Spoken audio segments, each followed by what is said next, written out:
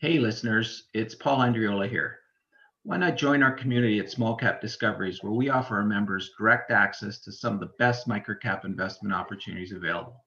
Our members are getting access to premium microcap financings, research reports, and direct access to management. Sign up today at www.smallcapdiscoveries.com. Hi, everyone. Welcome to the Small Cap Discoveries conference call. Today is June 6th, 2024, and today on our call we have the CEO, Randy Buchamer from Legend Power Systems. Legend Power trades on the TSX Venture Exchange under the symbol LPS, and it also trades on the OTC under LPS-IF. The company is currently trading at 18.5 cents with about 132 million shares outstanding, or about a $24 million market cap. I'd now like to hand it over to Paul Andriola. Hey, thanks, Trevor. Randy, it's been a while since we last spoke, so good to have you back. We've had a number of subscribers have actually asked to get an update, so we felt it was time to get you back here. So great to see you. As it is an update rather than just a full-on presentation, we'll sort of jump into the updates. But before we do that, why don't you remind everybody what Legend Power Systems is all about? Sure. Thanks, Paul. And thanks, Trevor. Appreciate the opportunity to come back and chat with everybody. It's been exciting times. Just to take a step back so everyone knows what we do. We address the problem of the grid voltage that goes up, down, and has all kinds of power challenges from the utility that goes into a commercial building, school, whatever. That power then has to be managed once it comes into the building. And Legend started out a number of years ago with its first generation of products to simply take down the high voltage from the utility to put the appliances in your building into the right level of voltage for optimized performance, and was selling it on a energy saving value proposition. And to bridge to now, over the last 3 years, we invested $10 million in developing our US sales group and our new Gen 3 product, which we released just over a year ago. We've got about almost 40 units out in the field working fantastically. And the bridge from early to now is that the new generation is much more of a software-driven product. It's intelligent. It has all kinds of additional capabilities. It does everything the old one did, but better, about a 25 to 30% improvement in the energy savings. But it addresses many of the power challenges you have in a building. And we really have changed and branded active power management as our value proposition, because not only do we take the voltage down, we can bump it up when it needs to be. We have visibility with the intelligence to have a dashboard and look at how different appliances and electricity is working in a building. We can compare that to other buildings in the area against what is good or what is better, and give an executive presence of how things are working in a building. So before, we had a unit that was simply saving electricity, didn't give a lot of intelligence. Now we have a platform that's much more intelligent. We've also bridged from selling 1 or 2 units and building the market, because there is no existing incumbent, there is no competitor in our space. Now that we've moved to the point where people aren't questioning the need, it's really a question of, will it work for me? So we also introduced a product called Insights. And Insights is a small, about the size of a toaster, that goes in the electrical room. It runs for a week or so, and it produces a profile on what is happening as far as electrical functionality in your building. Then we produce a report that we present to senior management and review with them not only the savings from energy, but how to make their maintenance contracts more cost effective, how to get a longer life out of their equipment, how to reduce downtime, how to improve the tenant experience. Lots of different things that we've enhanced with the new generation, and will do on a regular basis, because it being a software platform, it has significant capabilities to improve as we get feedback from the field. The other thing I would mention is the average sales side has gone up, and the average number of systems. I mean, we reported last quarter a record quarter. We had some sales from a large commercial partner We also had sales from an ESCO that went into New Mexico schools, and they're ordering some more. But where we used to look at the old business with sort of a 75 to 125 one or two system order, and that would be for each system 75 to 125. You're now really in that 2 to 250,000 US. And as Mike will tell you, the last earning was 10 systems, and that continues to kind of be what we're seeing as multi-year commitments. And that is part of a 4 or 5 year plan that customer has. The other update, I'll just give this to Bridget and then we can take your next question, is we announced the City of New York. We talked about that for a number of years. We have been spec'd in on the RFPs that go out for the $4 billion budget they have to update almost 800 schools and build almost 100 new ones. We're spec'd into every new building. So the electrical room will include a smart gate or two. And the existing schools, where it makes sense, will be upgraded, and we will add smart gate technology to the upgraded electrical room. The one thing I just will point out is we're spec'd into RFPs. The RFPs have gone out. There's 24. We've got one back, which is great. But what we're expecting is we're working with partners that work with the City of New York. We're actually not dealing directly with the City of New York now on the RFPs, because we'll be dealing with someone that's a switchgear provider or electrical contractor in charge of doing all the electrification upgrades. And we are one of the components of it. We also announced GSA. Good news is that we can confirm that the William Clinton building in Washington, D.C., a very strategic, huge complex, is putting the system in with GSA for one of the deployment plans. And also, we announced before that the Border Patrol in Northern New York has a system actually delivered there. And what comes out of that is that combined with Oak Ridge Labs, one of the top think tanks in the world, GSA and Oak Ridge will take what we've done with the electrical savings methodology, an adopted and standardized way of saying, here's how much energy our system will save, because people don't want to hear what a customer doesn't want to hear what the client is telling them, or a salesperson or whoever. They want to know exactly what's happening in their building. So Oak Ridge will give us that for non-energy savings, but maintenance savings, equipment longevity, all that will be tied into a dollar amount and a savings that will be added to the value proposition. And we'll be able to use their logo and their white paper with customers and prospects, et cetera, to share that. Really excited about that. And we've said before that both the City of New York and GSA are both company makers. And I think it's really exciting that we've grown from that onesie, twosie, 2-3 year trials to now full adoption. And we're excited. We think that the last quarter of record sales will be a start of repetition of larger orders. And what we're looking forward to over the next 12 months is moving to being cash flow and profitable on a basis from our booked revenue, so revenue rec. It's interesting because the last quarter, if we booked the sales we've got on purchase orders, if we could have, and we won't because they'll take 6 to 12 months, but if we had, we would have had a profitable quarter. So it's getting there, which is really nice. And the other thing is we're self-funding with the deposits. We get 25% upfront with an order. We get 25% when a system is shipped. We get 25% when the system is installed. And then we get 25% after it's signed off that it's running properly, et cetera.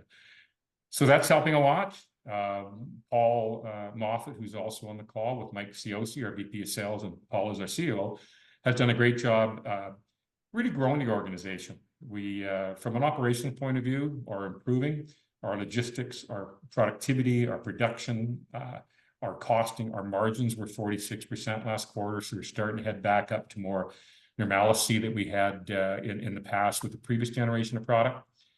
We've had great discussions about outsourcing so that we can look at bringing our costs down and not have the costs of components coming, for example, from Mexico or the US and paying duty and freight. So we're feeling good. And I think Mike can talk a bit later, Paul, about some of the sales activity. But yeah, we're pretty pumped up at Legend. Perfect. Perfect. Well, why don't we jump over to the sales side right now? One question I had immediately was just give us a sense of the sales process, because I can't imagine you just going and knocking on the door and then selling a widget here.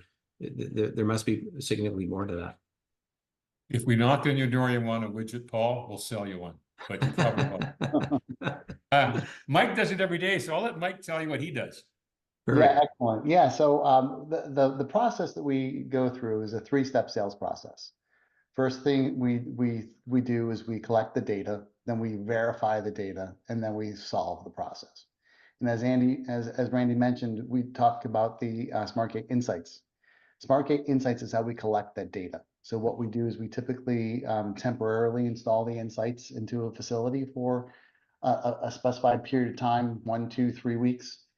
And then what we do is we collect that data. We're getting a lot of granular detail. And what that does is that gives us a good view as to how the power that's coming into the building actually compares to other facilities, but also to what the specifications for equipment are. And then what we can do from there is once we actually show what's happening in the building, we can translate that or we can verify that through the algorithms that we've developed. And those algorithms are based on third-party peer-reviewed research from organizations like ANSI and IEEE.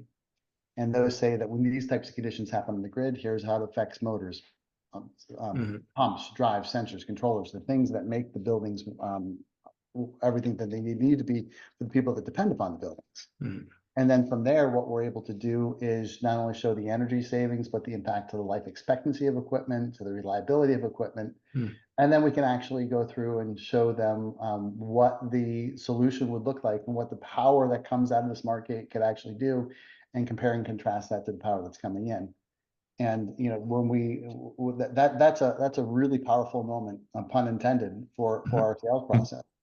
Because what you see is the volatility, you see the voltage flying all over the place, straight from the grid. And then once you see it coming out, it's nice, flat, level, boring power, which is what everybody needs. And what we typically do at that point in time is we ask the customers, which facility would you rather depend on? Which facility would you rather fund the operations of? And that's all comes together as part of our Power Impact Report process. So that's a little bit how we sell. Yeah, no, perfect.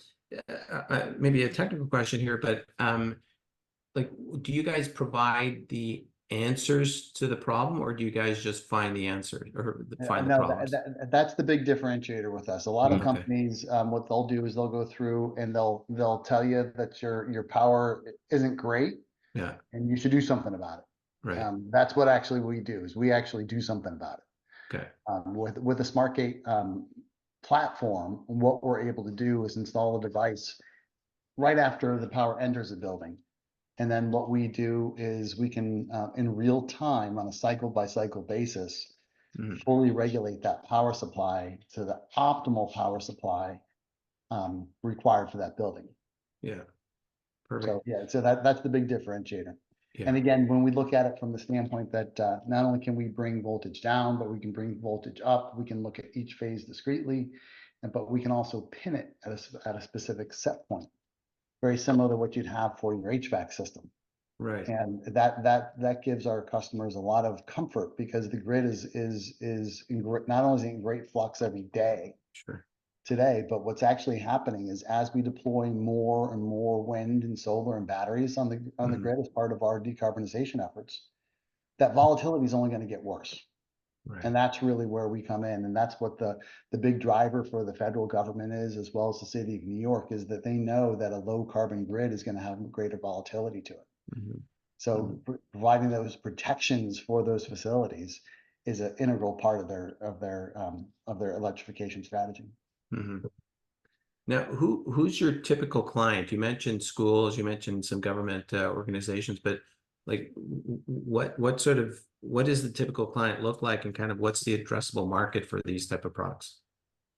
Yeah, absolutely. So when we look at it, we run the gamut on commercial real estate. So commercial real estate is going to go from commercial office space to multifamily residential to industrial. big box retail, so we run the gamut across that. We also run government facilities, hospitality, as well as the education market and the municipal market in general. If you look at the total addressable market, what we see is there are about 1 million buildings in North America alone that can benefit from a smart gate. So when you look at the fact that our average system costs about $125,000 right now, you can do the math on that market cap. That total addressable market is quite a large market.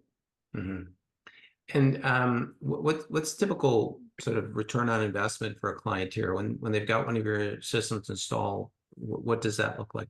Yeah, so that's always a bit of a loaded question because everyone has a different definition of what goes into that. Right. So to give you an example, we early on when I first got here, we did a project that was going to cost about $100,000 and it was going to save about $20,000 in energy. So we said, that's about a 20% rate of return. I'm sorry, but then when you look at it all in and you look at it from the standpoint of, yes, it's going to save energy, but it's also going to reduce maintenance repair costs, and it's also going to provide a better building that also can get more revenue from it. And when you back off the available incentives and the tax benefits that come in from it, it has very, very favorable financials. So that particular. And I think the other thing, sorry, just to add, Mike, is that the useful life of the product is 20+ years.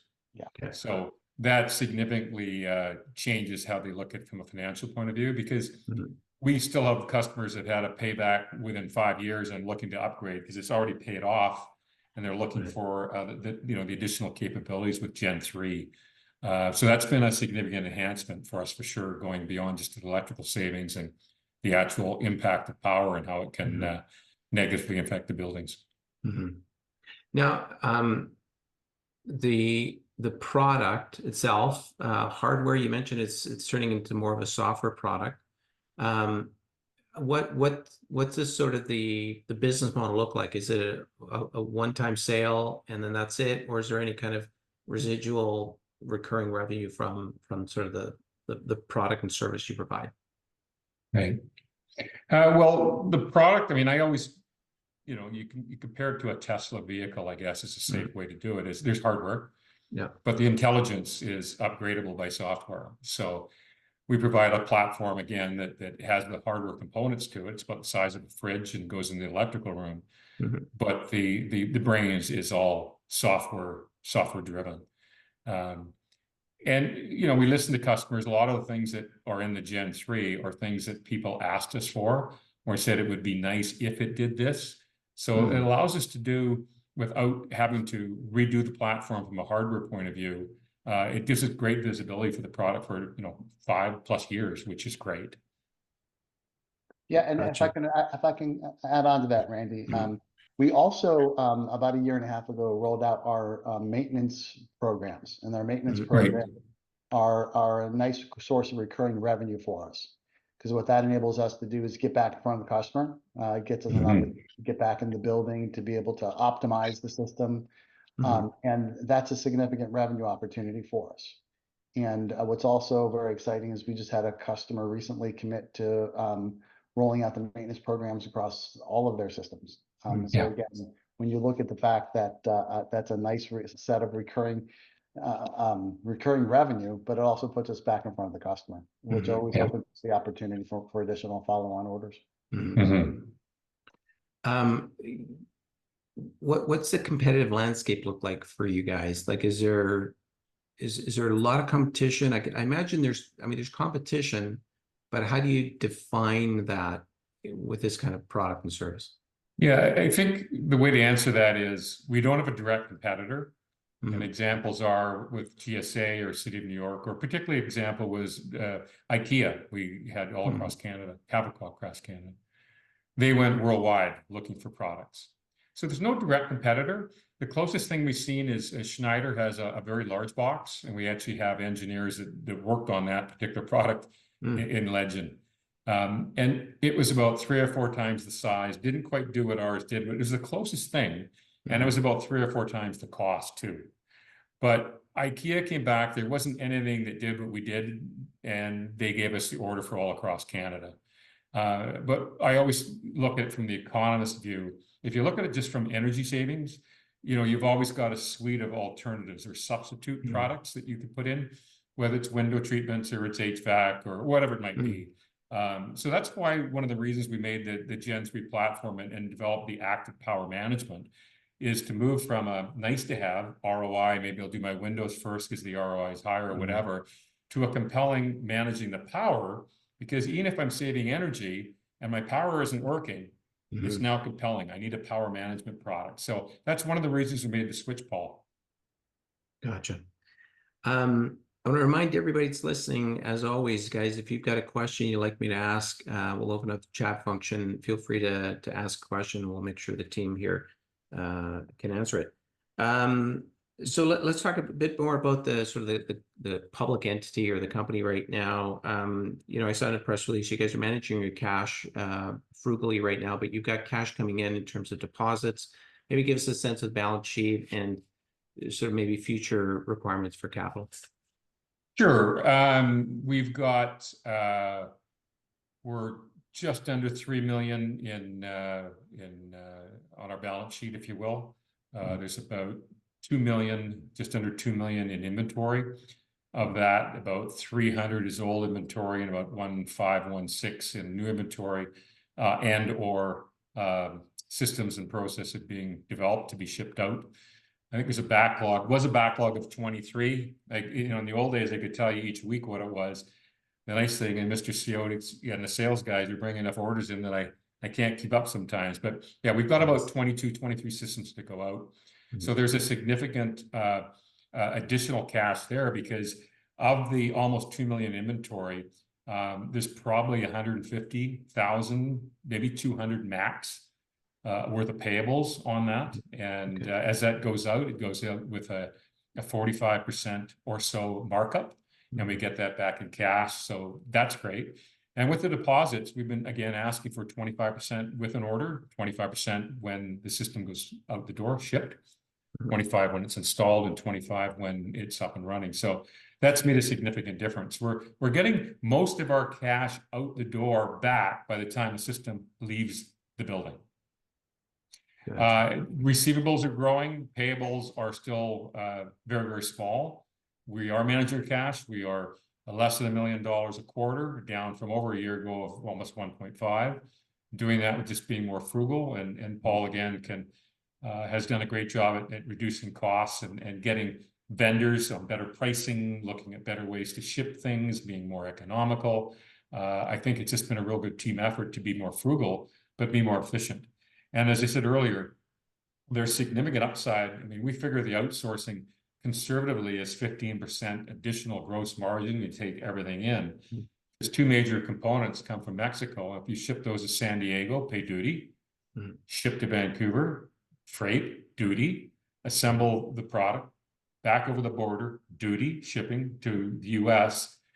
We've got some good stuff that with some partners we can work with that will really help, one, speed the market, cost, but more importantly, it allows us to have inventory and capabilities for some of these large orders with the government, federal government, City of New York, Boston, etc., that we know are coming. Right.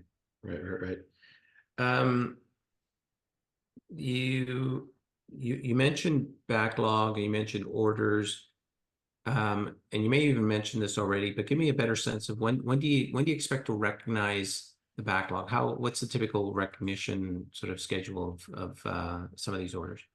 Sure. I have the luxury of having Mr. Moffat, our COO, here today, and I'd be happy to answer the question, but that's what Paul does every day. So Paul, why don't you tell the other Paul about how that works?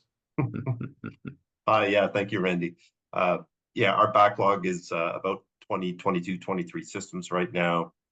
The beauty of that is we're now into a regular cadence of material ordering and production and shipping. Our gross margin has increased significantly because of that, factory utilization, also economies of scale. We typically, we can ship a system in very short order, but regularly we see lead times, anywhere between between maybe 6 and 9 months, and that depends on material availability and also load of the factory. But we see regular shipments of anywhere from 2 to 4 systems a month, and increasing as we address capacity and outsourcing strategies.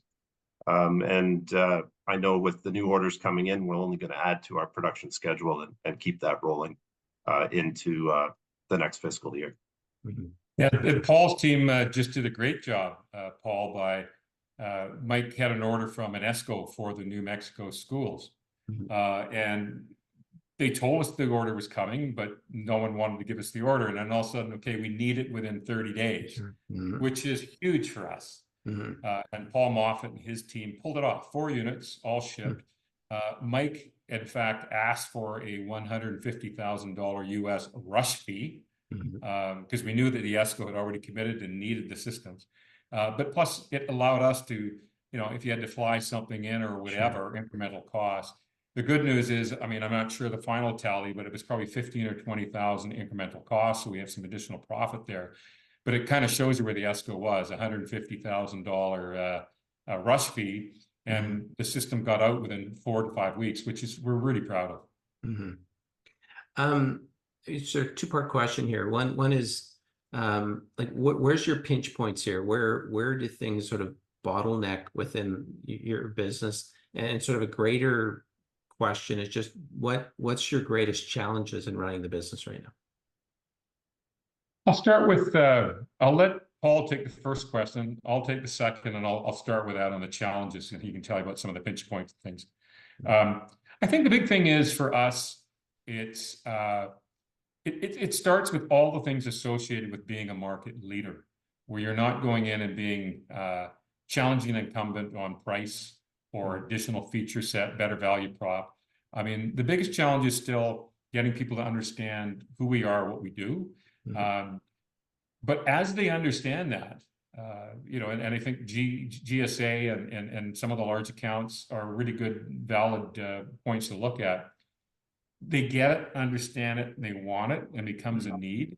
So I think one of the biggest challenges is being able to talk to enough people, communicate with enough people to make them aware, one, that we're around and that we have an offering, a solution that is great for them with limited resources. You've got a small sales team and very limited marketing, but we are getting a lot of referrals now through the ESCOs and customers and electrical engineers, et cetera, which is great. I think you still have to manage your cash very carefully. You got to manage your costs because you're tight in a business, very much mimicking a startup, because you introduced your Gen 3 just over a year ago, and you've got $10 million invested in that, and that's all up front with no debt. And you earn that back now. And then you've got, $1.7 million of prepaid inventory sitting there. You start adding 10 million, almost 2 million inventory.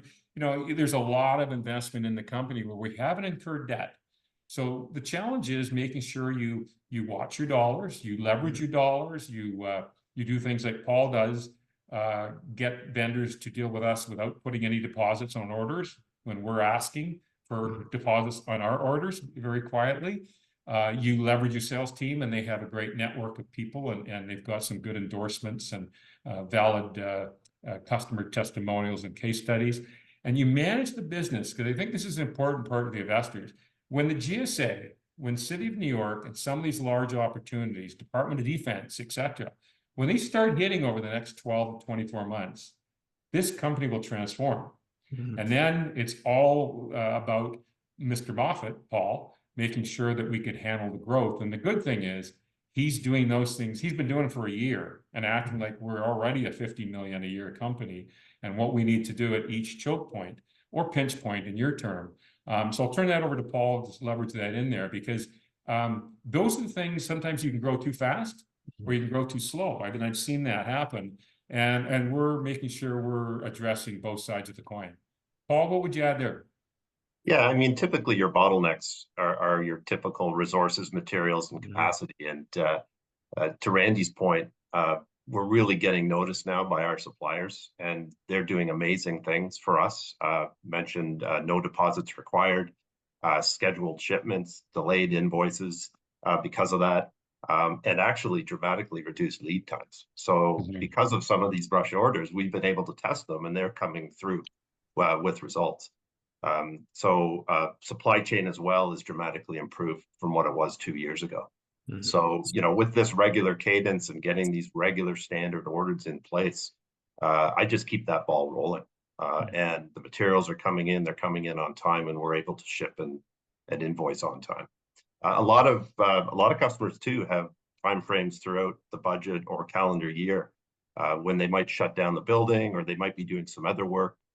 So that gives us the advantage of picking and choosing the schedule. If they're 6 months out or 12 months out, it's easy for us to meet that. So we take as much information as we can, obviously, from the customer and what they need, and we can manage and time production along with that as well. Guys, is there something that the business doesn't have right now that you guys want, like another sort of technology, or a sort of a distribution channel or something like that? What are you missing, if anything, right now? The growth of the channels will be something that'd be great for us. I mean, we're starting to get a bite and a taste of the ESCOs, some of the resellers. That grows very quickly. So we've got some of those things like that when you talk about, they're not missing, they're just early stage. And I think there's international opportunities for us. We get some of the major organizations from electrical distribution. I mean, I've talked to different companies periodically, and they talk about how they have over 3,000 distributors worldwide, and they like to buy out companies when they hit sort of 75 to 100 million in sales, because they don't make product, they distribute product. So all the things it takes to prove that you are 100 million, you've got a great solution, and it can grow and be geographically expanded from a sales point of view with an established distribution channel. Those are the exciting things for us. So it's not, I don't think we're missing a lot. I mean, do you need more salespeople? Sure. Do you need more of this or more of that? Sure. But every company will say that on an ongoing basis. I think we've got, like I said, $10 million invested in a Gen 3 product that is just working outstanding. We've got good economies of scale and scope that will only grow. We just have to take advantage of the opportunities in front of us. And I think we know what we have to do. We just have to continue to deliver on it. And with a growing sales funnel, with our costs coming down, with sales starting to grow, I think things are, there's less what's missing and there's more what's in place now, which is really fun. And what's your current capacity? Like, how much revenue can you produce in, say, quarterly basis or monthly basis, or pick any sort of number? It's always a debate, but the number I've been using is about 30 million in annual sales. We don't need a plant. We don't need any capital outlay for special machinery or tools.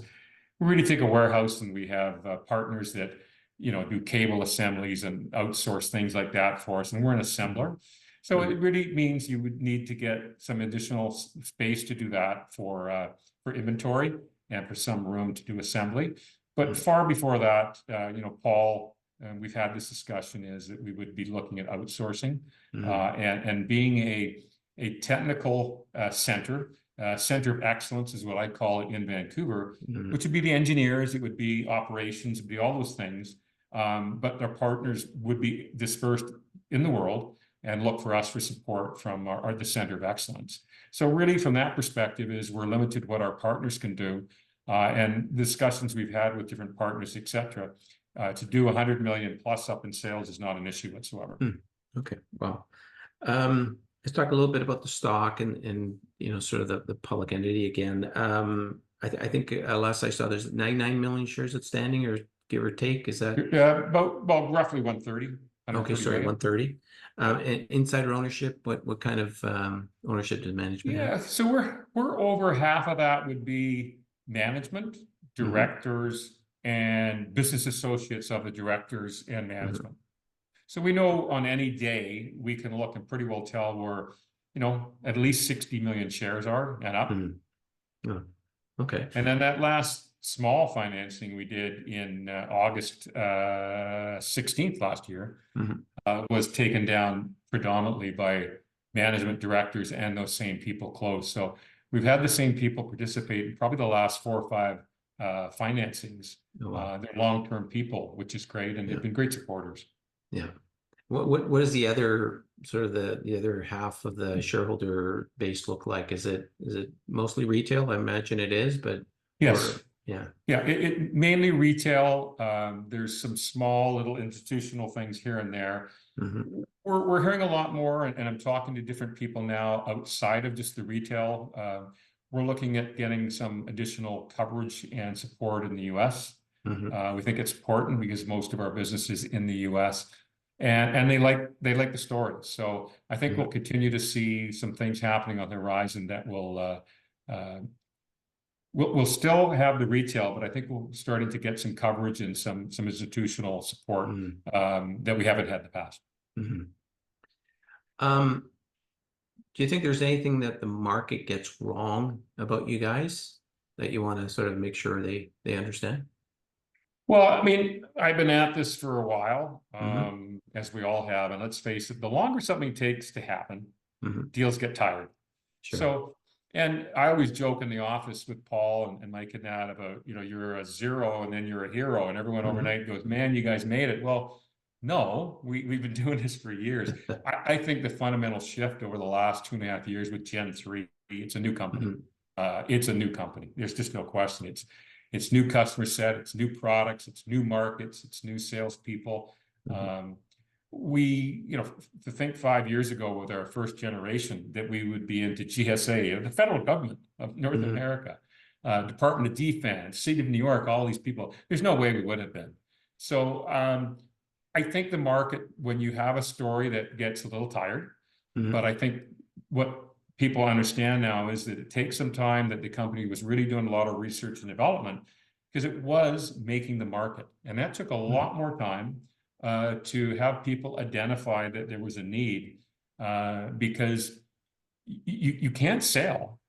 You can't sell until someone says, I want something or have a need for something. So that's been a long process. I think a lot of that's behind us, but there's a lot of great opportunities for us. I think the channels, I think if people understood what was happening with the government and some of those large deals, they'd be very excited. I think if people knew what was happening with some of the large ESCOs and resellers Mike is talking about, there's some significant game-changing, company-making opportunities I believe will happen over the next 12 months. Pretty often I hear it takes 10 years to become an overnight success. I think that's kind of what you were describing there. It is, yeah. Yeah. Just last couple questions here is, as investors, us sort of watching you guys now, what do you think are the best metrics or maybe even catalysts to watch out for to show that you guys are, continuing down the right path? Yeah. So if you go back previous to last quarter, I think people were saying, we understand there's a huge market. We believe your product works. We need to see some demonstrable sales. Then last quarter, we had a record quarter in purchase orders. And I think people should watch for news on further deals. I think they should look for us setting new record quarters. And I think a little bit of that happens over the next while. And I think our valuation changes significantly. I don't think we'll be at these levels very long, personally. But it's up for us to complete those deals. The neat thing is, I was talking to Mike about this, I'll say 3-4 weeks ago. We're kind of going through the list of things we were talking about and how many of them have gone away. They haven't gone away. They've just been deferred. And they're huge deals, like, whether it's federal government or whatever. But Mike looked at me and went, Randy, things aren't going away. They're just taking longer. And then boom, last quarter, some of them started dropping in. And we hope what you'll see is there's still a bit of lumpiness. But I think to watch for those deals to come in and get a predictable order flow so that Paul can implement his strategies for, again, scope and economy of scale, additional profitability. And I think that will all bring the business together and make it from that small fledgling organization that's trying to earn its right, will have earned the right, and now it's a true growth story. And I think the market will be very appreciative of the things that we've got working on once they're concluded and announced. You see 2024 as being, at least a profitable business on call it a quarterly basis, or? I think that, no, I don't. I see 12 months out from now that we'll start going quarterly. Only, Paul, because, again, if we took last quarter and crystallized all those purchase orders in one quarter, you're profitable. But those systems take, 6 months, sometimes 9 months to go in. So you got to build the purchase order in your backlog, and then it just keeps dropping into your rev rec. We can't recognize the sale until it's shipped or installed at different stages. So, when you got backlog, that's not an order, a rev rec. It's a purchase order. So 24 will be the transition where you start to see and have started to see purchase orders and commitments starting to come in. 25 will pick up that revenue. We'll go into 25 with somewhere probably in the conservatively 5-6 million sitting there to be rev rec during 2025. And then with some of the large orders with the government, et cetera, as those start coming in, we'll have predictability where we can say 1, 2, 3 years out, we can give guidance, Paul, because there'll be purchase orders for, 10 a quarter, 20 a quarter, whatever it will be. And that will help give good visibility to the marketplace because they can put a different valuation on things once they see the order flow. So that's a transition. 24, I think, is from purchase orders and getting solid orders and converting 25 to additional solid orders and predictable order flow. But most importantly, conversion into rev rec. I got one question that just came in here, and I'll ask it, and then we'll sort of wrap up here. But Daniel says, how does your order delivery? No, okay, let me try this again. How your order delivery looks like from a cash flow perspective? Are you cash flow positive the whole time until final delivery? Yeah, so we talked about it a little earlier. We get a 25% deposit. Yeah. We get a 25% when it ships out the door. And you're right at that tipping point right there where you've got your cost paid for and you're waiting for your profit. So again, 25% with the order, then 25% when it ships, and then 25% when it's physically installed and up and running. And then within 30 days after that, we get the last 25. So because the shift is, we used to have to wait till the system, everything happened. We had to wait 2-3 months after installation to collect in our money. And that was a real drag on cash flow. I will also mention that the installation component is something that we work with third-party partners.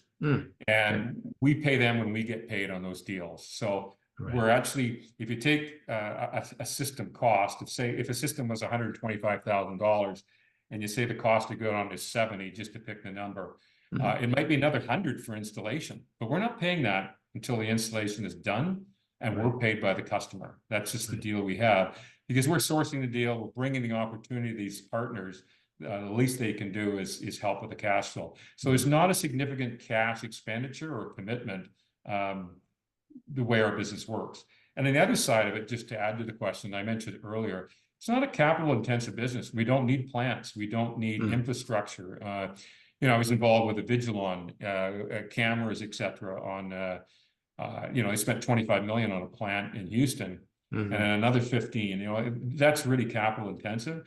We can set up a facility, and I'm going to pick up the number that I think Paul would be comfortable with. I think if I said to Paul, here's $100,000, go, duplicate this location, he would be very happy with that and say he's got more than enough money to set it up and get going. Wow. Okay, is your chance to sort of give a last key message or what do you want to make sure everybody walks away with today? I think that, as I mentioned earlier, it really seems like a new business the last 2.5 years with Gen 3. Lots of excitement. The last number of financings, your management team and directors have participated. I think that the sales pipeline is growing. If people listen to the last quarterly call, might give a very detailed report on the sales activities and pipeline. So sales pipeline is growing. We've just had a record quarter for purchase orders. We've brought our costs down that we haven't seen to operate the company for a number of years. We're increasing our margins. We're doing lots of great things. And I think the message I would give is we're building the legend of tomorrow today. We're doing the things that we'll need, so we're not caught as we get these large orders coming in that we can't fulfill. We're building the legend of tomorrow today. Mhm. Fantastic. I mean, it really feels like you guys are at an inflection point. You're starting to see, you know, a lot of the effort that's gone in over the last couple of years show up here in purchase orders. So congratulations on that. Thank you. We have been speaking with Randy Buchamer, Legend Power Systems CEO, and of course the rest of the team, Mike and Paul. Thank you for joining us today. Always great to catch up, Randy, and certainly we'll be watching carefully and closely to see how things continue to roll out. Yeah, and thank you, Trevor and Paul, for this opportunity, and for the people in the club that have supported us or looking at supporting us. We appreciate it, and we won't let you down. We're a committed team. Perfect. Thank you so much. Bye for now. Thank you. Take care. Thank you, everybody. Bye now.